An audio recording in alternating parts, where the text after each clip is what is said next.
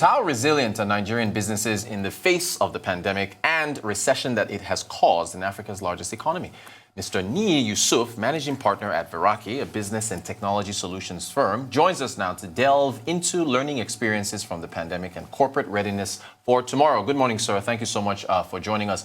So we're 1 year into the pandemic. Are businesses, in your view, in Nigeria prepared for the next unknown disaster, or is there no way of seeing what is coming? It's an interesting question. Are businesses prepared? I think the reality is, if you look back, we all missed the fact that the crisis in Libya, in North Africa, will lead to easy access to guns and ammunition that will disrupt northern Nigeria, disrupt supply chains and our customers. We missed the fact that the issues in North Africa, the issues of climate change, will lead to cattle rearers and others coming across the border, coming to the south and disrupting us. We missed the fact that one little virus in Wuhan, China, would disrupt the world. And there are many other misses that have happened, but I'm an optimist. I'm hopeful that Nigerian businesses have learned from this, and that Nigerian businesses going forward, at least the ones I speak with, are looking at scenarios, are scanning their environment. And when they scan their environment, they're not just looking at the Nigerian environment, they're looking at the global environment, they're looking at the regional environment to understand what are the political issues, the economic issues, the social issues, the technology issues, the legal regulatory issues, or the environmental issues, what strategies called PESTU, that can affect their businesses. So I'm hopeful that we're better prepared, and the serious businesses will surely do that global scan, the regional scan of the environment that will make them have scenarios that will prepare them for what may come, but not for everything that will come. Thank you for that. So speaking of being prepared, how can firms build resilience for the future, at least here in Nigeria? For companies, organizations to build resilience for the future, I think a few things they need to do. The first is really around the belief system. They need to believe that hope is not a strategy, and they must accept the reality of whatever faith has dealt them. You know, for most of us in 2020, we're thinking this thing will last only 2 weeks. It will last 2 months. It will last 2 quarters. Then it lasted 1 year. And this 2021, we are still into the pandemic, the lockdown and the restrictions and the slow growth. So I think the first thing is just accepting the reality that this has happened. We need to develop actions and responses to whatever has happened in the environment. The second issue is the ability to see opportunities that are available in a crisis. You know, in 2018, we had the global mortgage crisis, and it was around that same period that companies like Uber, companies like Airbnb were formed. They were formed during moments of crisis. The third thing that organizations need to do to be able to be resilient is to have the ability to turn risk into advantages. And to give an example, you know, sometimes last year or 2 years ago, we had GoKada and the many other Okada rider companies in Nigeria or in Lagos. And then the government changed regulations, and GoKada pivoted from transporting passengers to becoming a delivery organization that delivers food and that delivers parcel. That is about pivoting, turning risk into advantage, right? During this crisis in 2020, a few companies like Rough and Tumble in Ikeja that sews clothes changed to sewing face masks. Companies like Flutterwave and Paystack pivoted their operations and they started offering storefronts for SMEs to survive. And so that is the third ability. I think the fourth one, it's the need to be agile, to move fast, and not wanting to overanalyze, not wanting to know all the issues. And when you move fast is really when you can take advantage of opportunities. And perhaps the last thing for organizations to do to be resilient is for the leadership to create a safe environment, an environment of mutual trust, where employees can test things, can make mistakes, can fail fast, but know that they will not be punished for honest failures. Thank you so much for that. So, in fact, speaking of Rough and Tumble, we had a Rise correspondent, Adefemi Akinse, had a special on that with the founder of Rough and Tumble. So we know exactly what you're talking about. Now, can you say that the pandemic has pushed Nigerian businesses towards digitization? You've got a lot of experience in technology. Would you say that's the case? Has the pandemic pushed Nigerian businesses faster towards digitization? Absolutely, without doubt. I think the COVID-19 pandemic has accelerated the adoption of digitalization in the country, right? Before COVID-19, you would doubt that the Federal Executive Council will hold a virtual meeting.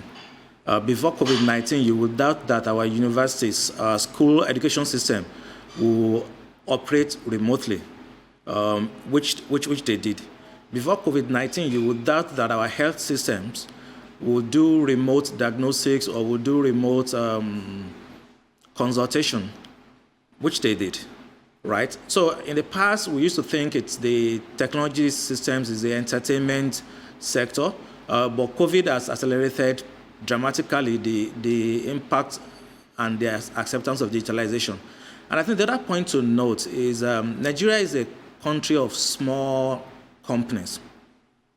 You know, according to, I think it's the MBS and Smedan, in 2019, we had about 41.5 million micro, small, and medium enterprises in Nigeria, 41.5 million.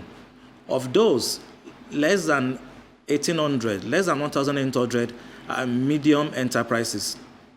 Medium enterprises being those with less than 200 to 250 employees.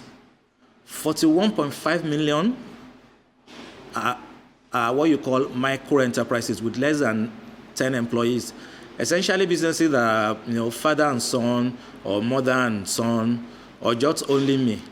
And so those businesses have pivoted. Most of them have pivoted dramatically. They're using technology in their invoicing. They're using technology for payment. They're using technology for marketing, whether it's WhatsApp.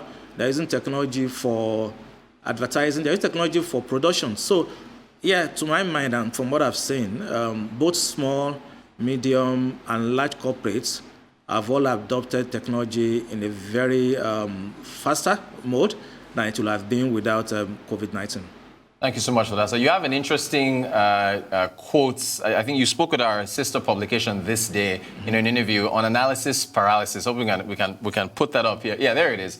So you said, do not wait till you have complete information before you can decide. Avoid analysis paralysis, where you keep analyzing and requesting more information before you can understand and take a decision. Mr. Yusuf, in these times, are you sure analysis paralysis is not a good strategy? I think for anything, paralysis is not good. Paralysis leads to death, really. Very true. Literally. I think we need to understand that the rate of change of information, it's so dramatic that you cannot have all the information that you need to be able to make a decision. To give an instance, in 2018, according to Domo, every minute we had 13 million SMSs being sent, every minute. And that's in 2018. Every minute we had about 3.9 million searches on Google. So people looking for information and people creating information. That's 2018. I imagine those figures will have doubled in 2021.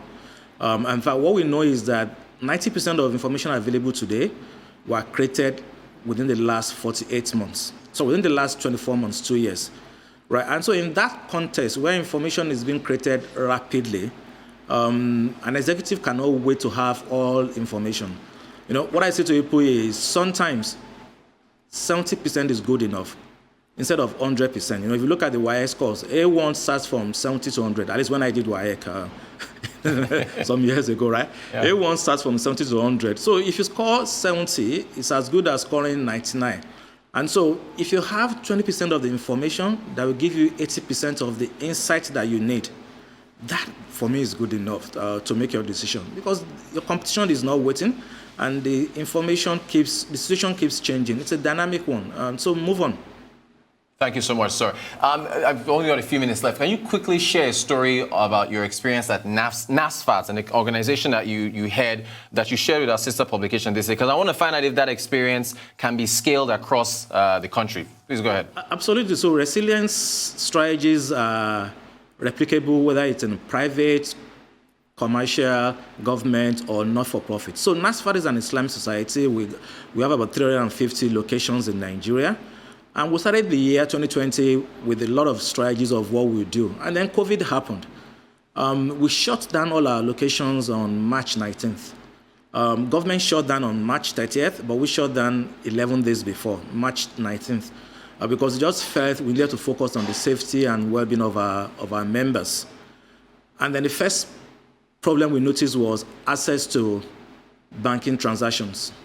Some locations remotely had always been using checkbooks, and branches closed, so you could not issue a checkbook. And it's only the few locations that had internet banking, that had online payments, were able to transact. So that was the first issue. And so that talked about digitalization. So those who were using online banking were able to transact during the lockdown. And the second issue was, how do you cater for over 2 million folks, many who earn their daily living, who have now been locked down and shut down? And so in 8 weeks, we were able to mobilize like about 65.9 million naira that were disbursed to these members. And then the third issue was around education. So when the government lifted restrictions about school, we needed to get our kids back to school. So Nasfat has a university, many secondary schools and many primary schools. At the university level, it was easy. Most of them were adults. They had cell phones, they had smartphones. So what we did was to buy data and buy data for the students to use. But at the secondary primary school level, it was difficult. While the schools in Lagos, in urban cities, had easy access to technology and their parents could afford it, we found out that our schools in the hinterland, the parents couldn't afford smartphones or they couldn't afford data. So Zoom was not an option. And then the teachers had to be using WhatsApp. So they do a WhatsApp voice note, or they snap pictures in WhatsApp. The parents would download it at a time.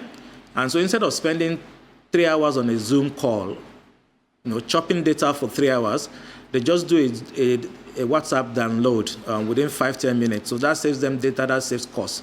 And then they also upload their answers back. And then lastly, some didn't have money they couldn't afford to buy smartphones, or they couldn't afford to even pay salaries. We needed to set up a credit scheme, a loan scheme, a non-interest-free scheme where they could use that to pay salaries or to buy phones.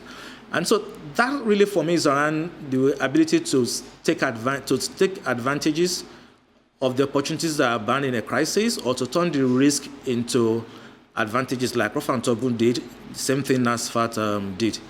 And hopefully you have a leadership that is clear, that knows that this is a problem that needs to be dealt with, and that does not sit down hoping that problem will go away, or that government or someone else will come and solve the problem.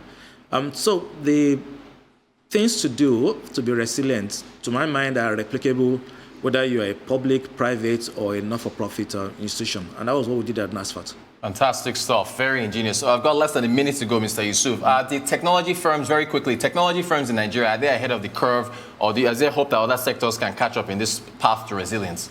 I think technology companies in Nigeria are the ones driving the changes that we see, whether it's in Nollywood, in music, in education, in health.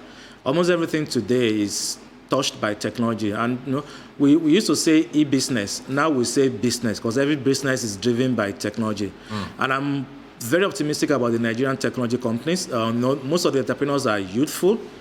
Because they are young, they understand technology. They're what you call digital natives. They embrace it.